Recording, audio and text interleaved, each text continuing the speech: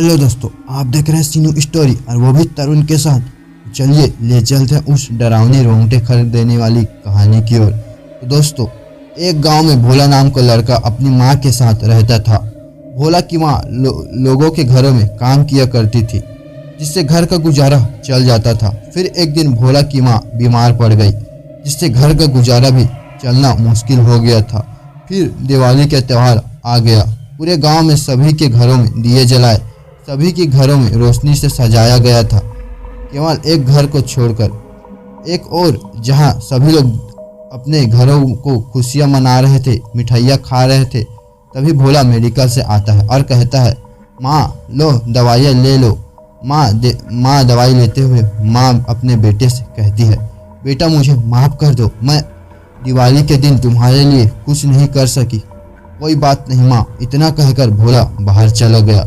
घूमते घूमते भोला गांव के बाहर एक हवेली के पास पहुंच गया।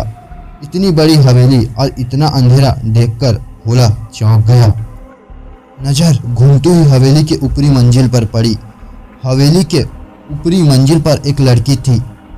भोला ने उसे ध्यान से देखा। लड़की उदास थी। भोला ने सोचा, हो न हो इस लड़की की दिवाली भी ठीक नहीं है, चलो मिलकर दुख बांट लेते हैं।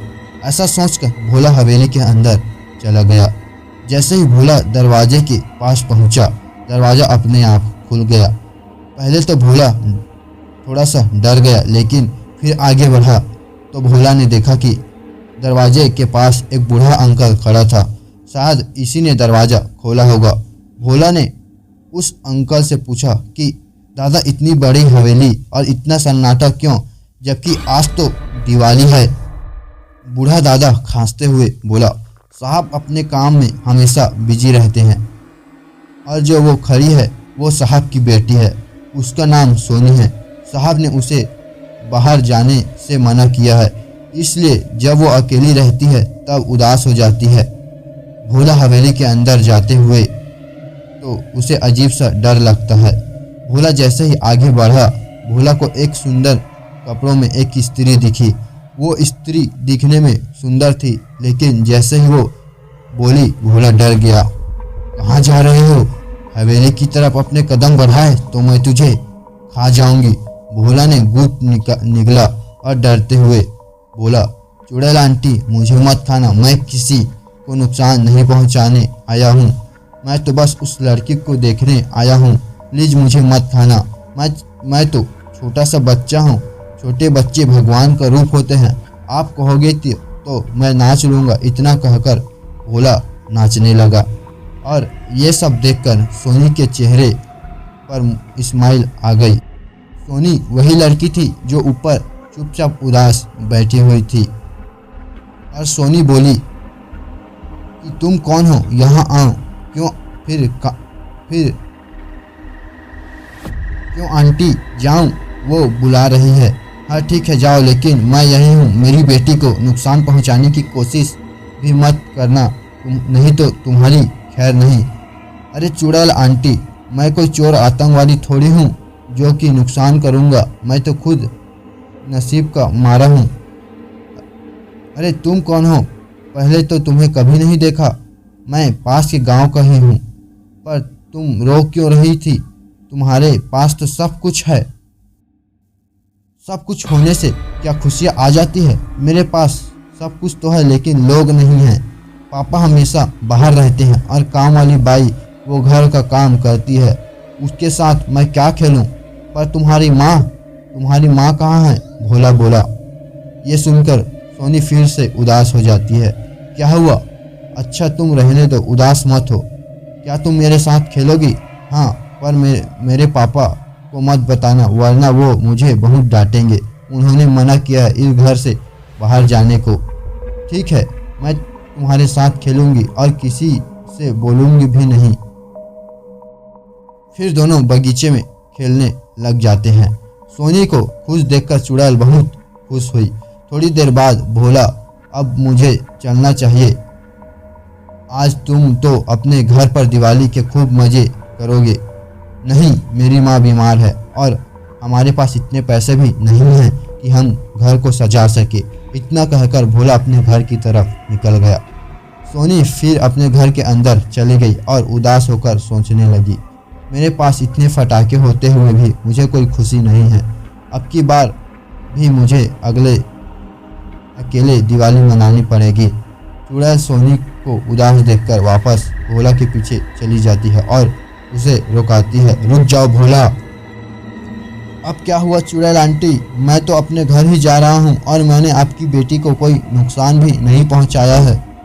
तुम्हारे साथ खेलकर मेरी बेटी बहुत खुश हुई और तुम अब यहाँ से कहीं नहीं जाओगे। तुम्हारा बस एक ही काम है, मेरी बेटी को खुश रखना। नहीं नहीं, मैं ऐसा नहीं कर सकता। घर पर मेरी माँ अकेली है, मुझे उनके पास जाना है। नहीं, मैं तुम्हें मार दूंगी और तुम्हारी माँ को भी नहीं मार दूंगी। नहीं तो फिर वापस चलो। भोला डर जाता है और उनके साथ चला जाता है। चलता हूँ, पर आप मेरी माँ को कुछ मत करना। उदास सोनी भोला को देखकर फिर से खुश हो जाता है। अरे तुम वापस आ गए? क्या तुम मेरे साथ दिवाली मनाने आए हो? हाँ, वो तुम अकेली हो और दिवाली कैसे मनाओगी? मेरे पास भी फटाके नहीं है तो मैं वापस आ गया। फिर दोनों बगीचे में फटाके और फुलझड़िया से खेलते हैं। कुछ समय बाद भोला उदास हो जाता है। भोला को देखकर सोनी बोली, क्या हुआ? तुम्हें और फटाके चाहिए? तुम मेरे साथ सारे फटाके ले लो।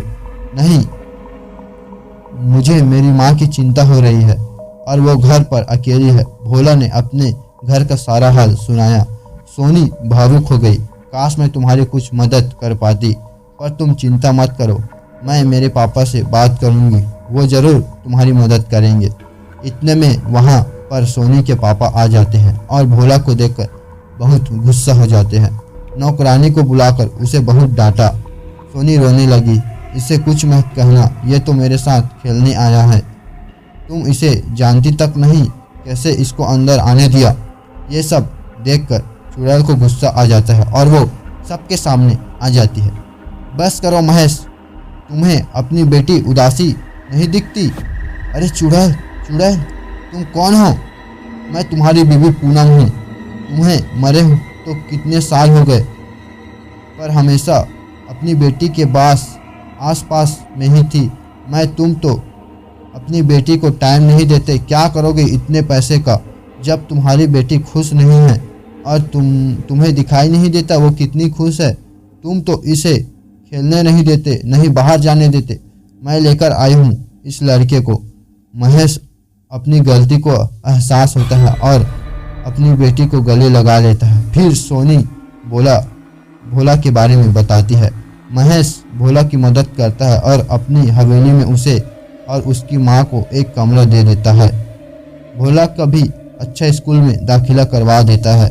फिर सभी खुशी खुशी रहते हैं। और फिर एक दिन पूनम वापस सभी के सामने आई और महेश को कहा, महेश हमेशा अपनी बेटी का ख्याल ऐसी रखना, अब मैं मुक्त होना चाहती हूँ।